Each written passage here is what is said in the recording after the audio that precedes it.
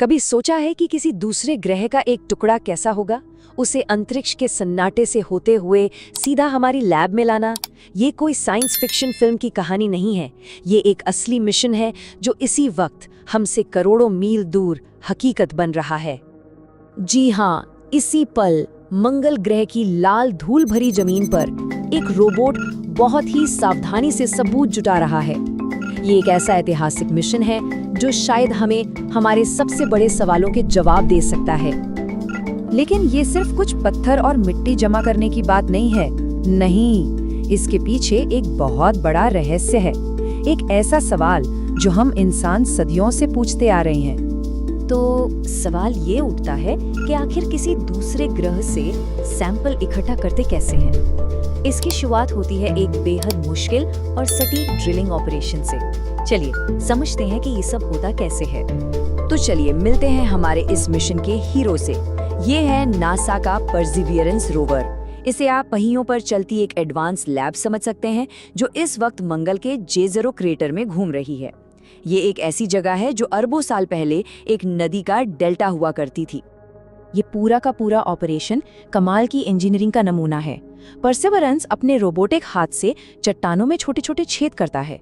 हर छेद का साइज एक पेंसिल से बस थोड़ा ही ज्यादा होता है। जरा सोचिए, करोड़ों मील दूर से इस काम को कितनी सटीकता से अंजाम दिया जा रहा है। और नासा की स्ट्रैटेजी भी कमाल की है। वे सैंपल कैशिंग नाम का एक 2 पार्ट प्लान इस्तेमाल कर रहे हैं। मतलब रोवर कुछ सैंपल तो अपने अंदर सुरक्षित रखता है और कुछ को बैकअप के तौर पर टाइटेनियम की खास ट्यूब्स में बंद करके मंगल की सतह पर ही छोड़ देता है, ताकि ये कीमती खजाना किसी भी हाल में गुम न हो। ठीक है, तो हमने ये तो देख लिया कि क्या हो रहा है, पर असली मजा तो ये जानने में है कि ये सब क्यों हो रहा है। इन पत्थरों और मिट्टी में आखिर ऐसे कौन से राज दबे हुए हैं? पहली बात तो ये समझनी होगी कि मंगल की मिट्टी हमारी पृथ्वी की मिट्टी से जमीन आसमान का फर्क रखती है। हमारी पृथ्वी के पास एक मैग्नेटिक फील्ड और घने वायुमंडल के शील्ड है, लेकिन मंगल पर ऐसा कुछ नहीं है। वहाँ की सतह पर लगातार खतरनाक रेडिएशन की बमबारी होती रहती है और इसी वजह से वहाँ की मिट्टी की केमिस्ट्री ही बदल गई है, जो उसे बेहद अनोखा बनाती है।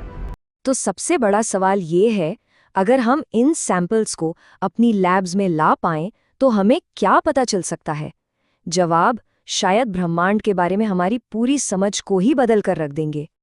सबसे पहले और सबसे बड़ा सवाल, क्या हम अकेले हैं?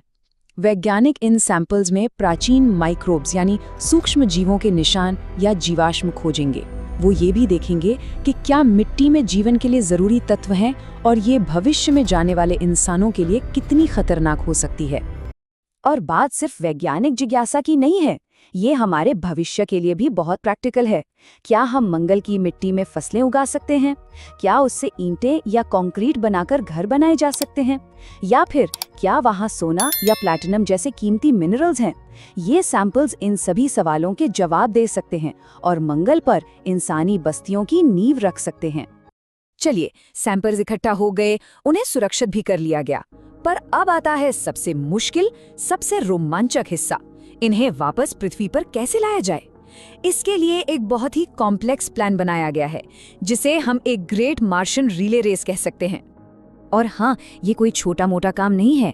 ये नासा और यूरोपियन स्पेस एजेंसी का एक बहुत बड़ा जॉइंट मिशन है। मार्स सैंपल रिटर्न मिशन को अब तक का सबसे मुश्किल रोबोटिक मिशन कहा जा रहा है। इसमें कई स्पेसक्राफ्ट एक टीम की तरह मिलकर काम करेंगे। तो इस पूरी रिले रेस को आप समझ लीजिए 4 मेन हिस्सों में बांटा गया है। पहले सैंपल को इकट्ठा करना, फिर उन्हें मंगल के ऑर्बिट में लॉन्च करना, इसके बाद अंतरिक्ष में उन्हें एक दूसरे स्पेसक्राफ्ट को पास करना और आखिर में उन्हें पृथ्वी पर वापस लाना। चलिए एक एक करके इन सभी स्टेप्स को देखते हैं। सबसे पहले मंगल पर उतरेगा सैंपल रिट्रीवल लैंडर या SRL। और मजे की बात यह है कि ये अकेला नहीं आएगा, ये अपने साथ 2 छोटे हेलीकॉप्टर्स भी लाएगा, जिनका काम होगा उन बैकअप सैंपल ट्यूब्स को उठाना जिन्हें परसिवियरेंस ने सतह पर छोड़ा था। इसके बाद होती है इस रिले रेस की पहली अदला बदली। परसिवियरेंस रोवर खुद चलकर SRL तक जाएगा और बहुत सावधानी से अपने अंदर रखे सैंपल्स को एक छोटे से रॉकेट में लोड करेगा। इस रॉकेट का नाम है मार्स असेंट व्हीकल या MAV, जो लैंडर के ऊपर ही लगा होगा। और फिर वो होगा जो इतिहास में पहले कभी नहीं हुआ।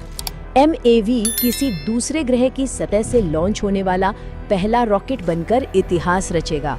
ये एक पनडुब्बी से छोड़ी गई मिसाइल की तरह सीधा मंगल के आसमान में जाएगा और ऑर्बिट में चक्कर लगा रहे ऑर्बिटर से मिलेगा। इस रेस का आखिरी पड़ाव मंगल के ऑर्बिट में है। अर्थ रिटर्न ऑर्बिटर यानी ERO सैंपल वाले कंटेनर को हवा में ही पकड़ेगा, उसे अपने अंदर सुरक्षित रखेगा और फिर घर की तरफ अपनी करोड़ों मील लंबी यात्रा शुरू कर देगा। ये इस रिले रेस का फाइनल लैप होगा। ये पूरा प्लान सुनने में ही किसी साइंस फिक्शन मूवी जैसा लगता है ना? पर ये हकीकत में होने वाला है। तो सवाल ये है कि ये सब होगा कब? चलिए इस मिशन के आखिरी चरण और इसकी टाइमलाइन पर एक नजर डालते हैं। देखिए, इस मिशन में सब्र की बहुत जरूरत है।